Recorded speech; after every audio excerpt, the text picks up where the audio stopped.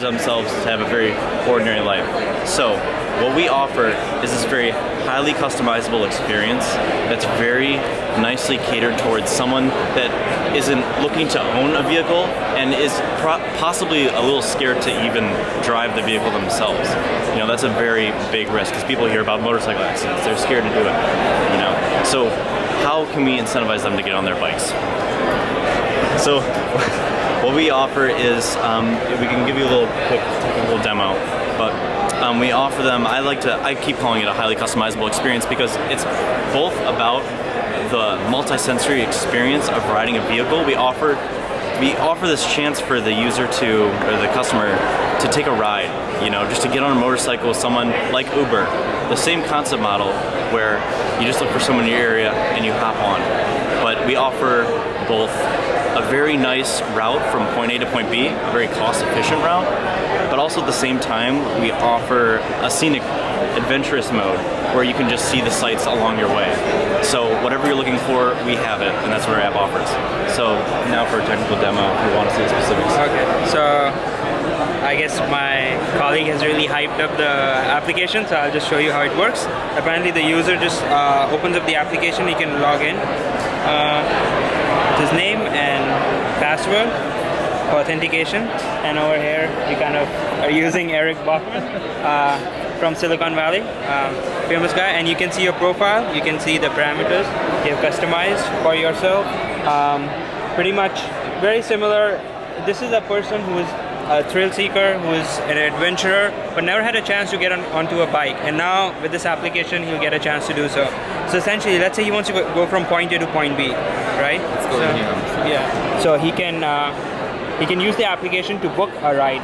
Now, the very cool thing is you just tap a button and it shows you where your current location is. It should. There we go. And this is exactly where we are right now, near Googleplex at the Computer History Museum. And let's say I want to go to Mountain View Hospital. So I just set a flag there. I can choose an economical or an adventurous ride.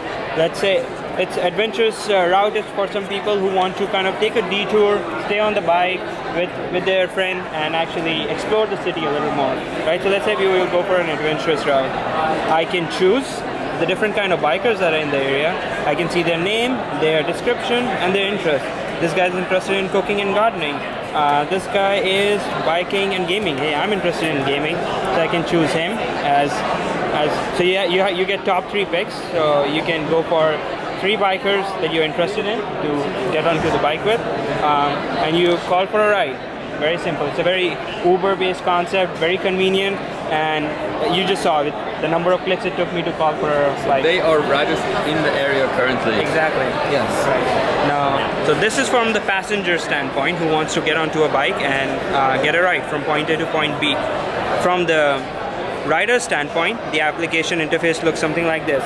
You can already see a request that has been put in. So a customer whose starting destination is this and ending destination is that.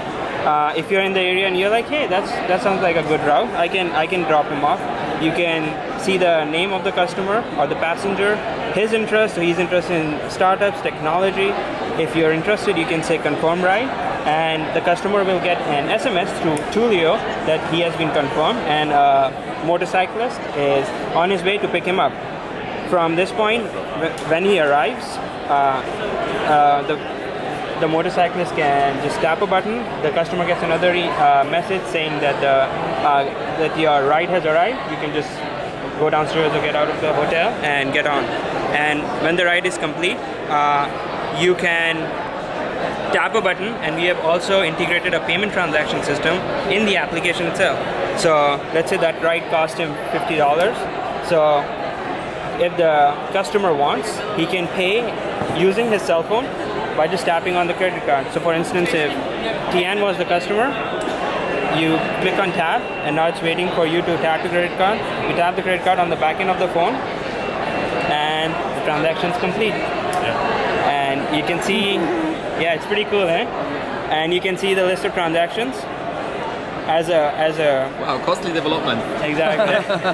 Exactly. So you can see the transaction as a rider. So when you own a motorcycle, you own it for the sheer pleasure of riding it, but now it also becomes a financial kind of alternative to make money on the side. So you're having fun and you're kind of financially supporting yourself. So there are two very distinct components of this application that we are trying to target. And there's also the potential for anyone to become a driver, just like how Uber has that opportunity that they present to anyone, and same with Lyft, right? And so we can help grow the biking community with that option for people.